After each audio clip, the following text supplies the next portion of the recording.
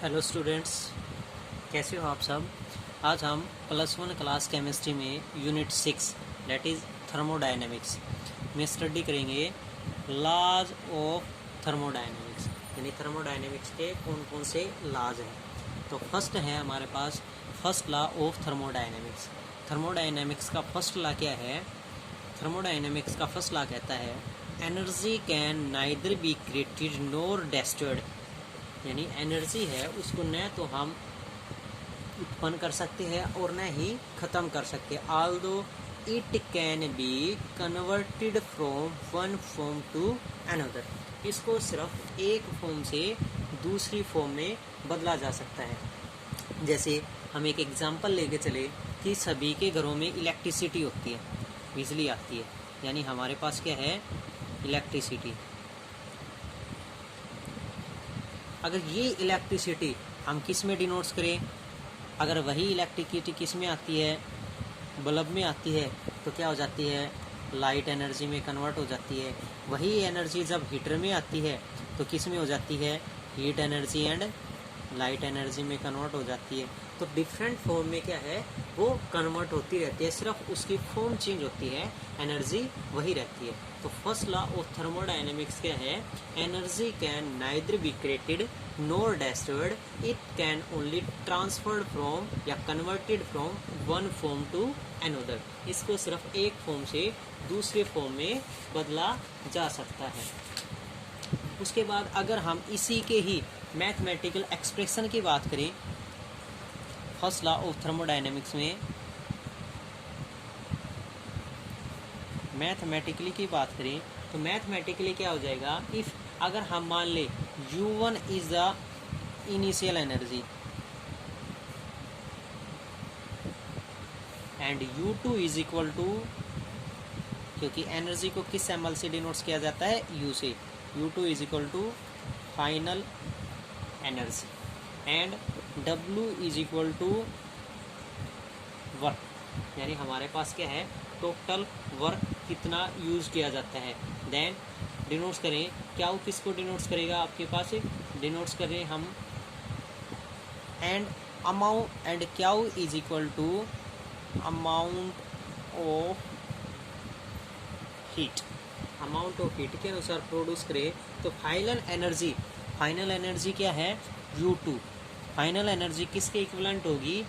Some of initial energy plus amount of heat plus work done, इसके equivalent हो जाएगी final energy equal to sum of all the other energies.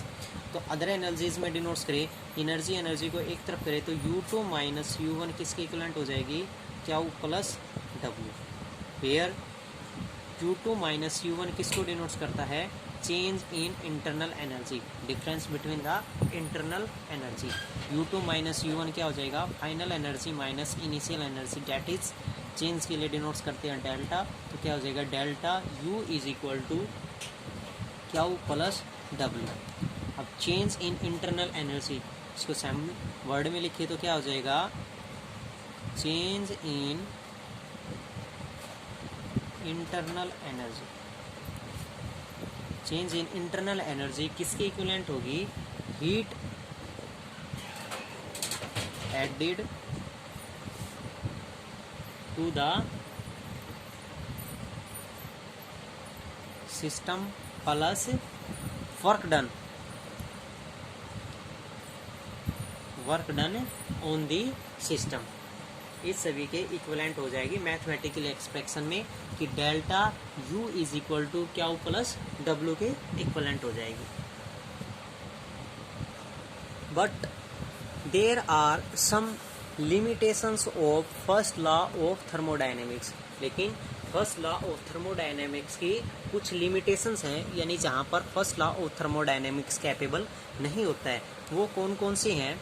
There are some are as a gas expand to fill the space available to it, यानी एक gas होती है, वो जितना space उसको मिलता है उसको फिल करने के लिए वो अवेलेबल होती है। However it does not contract to a smaller volume of its own, लेकिन वो अपने स्मॉलर जितना उसका कम वॉल्यूम है उसमें कम्प्लीटली फिक्स नहीं हो सकती है।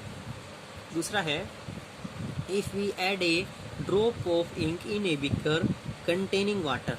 यदि अगर हम किसी एक बिकर में वाटर लेके चले और उस बिकर के वाटर में आपने क्या ऐड कर दिया, 1 drop of ink, the ink separate spontaneously, यानी इंक है वो ऑटोमेटिकली क्या हो जाती है उस बिकर में स्पॉन्टेनियसली सेपरेट्स हो जाती है। होल सॉल्यूशन कलर्ड, और कंप्लीट सॉल्यूशन क्या हो जाता है, कलर्ड हो जाता है। But we have never seen the reverse process when the dispersed link spontaneous accumulates to the from a drop of ink. लेकिन उस इंक को हम दोबारा से उस सॉल्यूशन से रिवर्स नहीं कर सकते हैं। तो ये क्या है, limitation of first law of thermodynamics. Third one is when two gases under the same pressure, जब दो गैसेज सेम प्रेशर पर in two identical bulbs connected through a stopcock are allowed to mix, they mix to form a homogeneous mixture of two gases. वो two gases का क्या है, homogeneous mixture settles करते हैं। However we do not observe a mixture of two gases, लेकिन हम दो gases हैं उनके मिक्सर को मेजर नहीं कर पाते।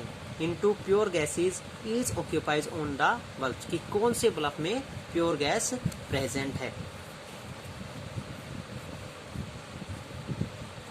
Fourth one is carbon burns in oxygen to give carbon dioxide spontaneous, but carbon dioxide even on strong heating does not decompose to give carbon and oxygen.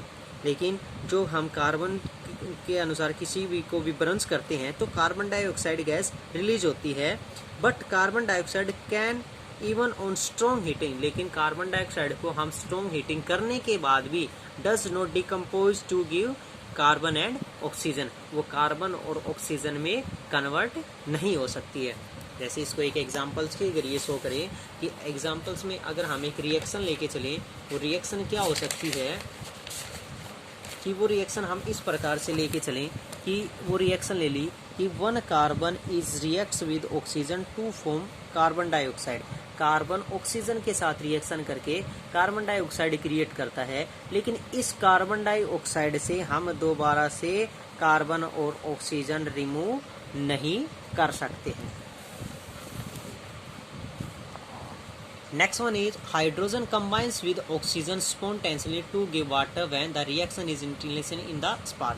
यानी हाइड्रोजन ऑक्सीजन के साथ combine होकर क्या create करती है, water molecules create करती है। लेकिन इस यूनिवर्स में हमारे पास हाइड्रोजन भी प्रेजेंट है, ऑक्सीजन भी प्रेजेंट है, लेकिन स्पॉन्टेनियसली वाटर प्रोड्यूस नहीं होता है। और उससे हम दोबारा से जैसे हाइड्रोजन प्लस ऑक्सीजन एक दूसरे में कंबाइन होकर H2O क्रिएट होती है, लेकिन इस H2O से हम दोबारा से हाइड्रोजन और ऑक्सीजन रिमूव नहीं कर सकते। These are the limitation of first law of thermodynamics.